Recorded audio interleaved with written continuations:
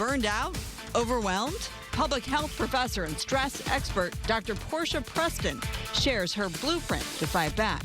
All right, still ahead, feeling the weight of stress. Many of us are. Dr. Portia Preston reveals how to cut through burnout and restore balance. Dr. Preston, she'll be live with me in studio next.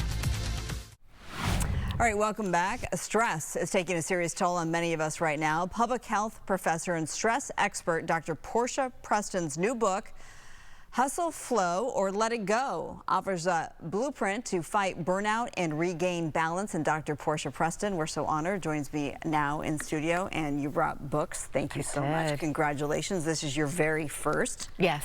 Let's start just with the basics. Sure. The title, Hustle, Flow, or Let It Go, question mark. What's the premise of the book? What do you mean by this? Well, I feel like we've always been forced to choose. We're going to hustle or we're going to slow down. And I was always moving back and forth between those, and I got stuck. So I realized I need a bit more flexibility. And so the hustle is all of the things in society that make us overfunction just to survive every day.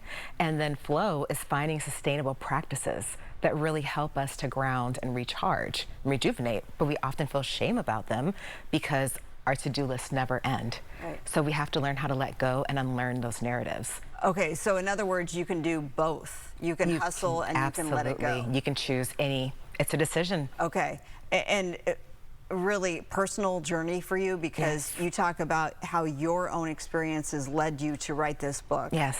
What does that mean? Well, when I finished my doctorate, 2 months later, I got diagnosed with chronic kidney disease.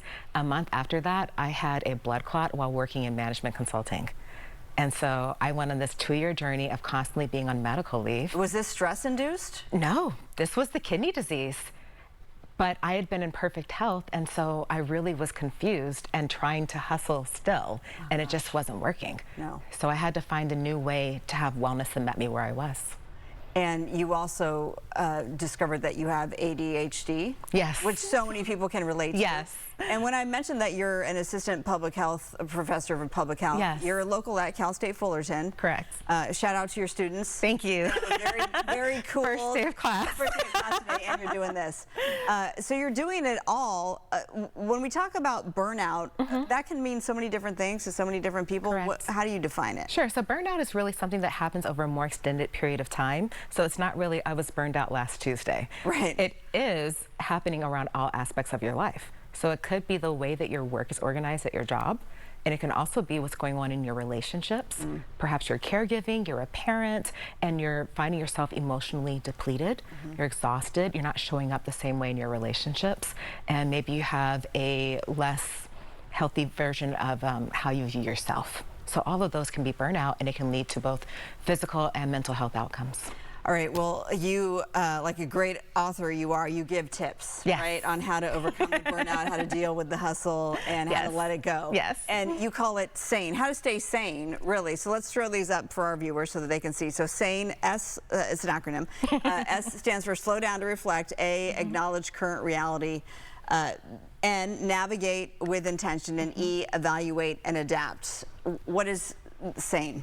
Sure. So it started for me because I was stuck in the shame spiral. Every single day, something in my personal or professional life made me feel like I didn't have it together and I didn't know how to move forward. So if I just took a moment to slow down, I could really just pause and think about what's going on for me in this moment. What am I feeling? What am I hearing? When I talk about acknowledging my reality, what is actually true? Right. Right? Because we spiral for some Yes. reason most of the time. Right. So you want to figure out which of those thoughts are actually reality. And then navigate with intention is an invitation to anchor. What are your values? What's most important to you right now? And rather than trying to map out the whole process, let's figure out one small step and build momentum from there. And make sure you have the support and resources you need. How cathartic has writing this book been for you? It's been amazing, and I really have had to live this journey, right? There are so many points where I felt like I couldn't really figure out the words because part of my autism is having cognitive processing difficulties. And so the last part of SANE, that E part, evaluate and adapt, I was constantly having to pivot and find the support that I needed, both in terms of my mental health and effective writing coaches to help get the story out. How rare or common is it to be diagnosed with autism later in life? It's increasingly common because what we're finding out is that a lot of people were socialized out of the behavior that we associate with it. And for me, being a Black woman, it just showed up very differently. So it took someone having to walk me through the different steps and explain to me, yes, you were labeled as gifted, but there's also another side to that where you had these social and emotional challenges. So it wasn't just that you talked too much in the classroom, you struggled with emotional regulation. Are you proud of yourself right now? I hope you are. I am. I hope you are. Thank you. Yeah, so as mentioned, this is her very first book, Hustle, Flow, or Let It Go. It is out now. It was officially released 3 weeks ago today. I'm glad you celebrated. It's quite the accomplishment. It's an honor to meet you. And as mentioned, your students are so lucky to have you. Thank you so much. I appreciate your time. Dr. Portia Preston, pick up her book. Thank you. All right, we'll be right back.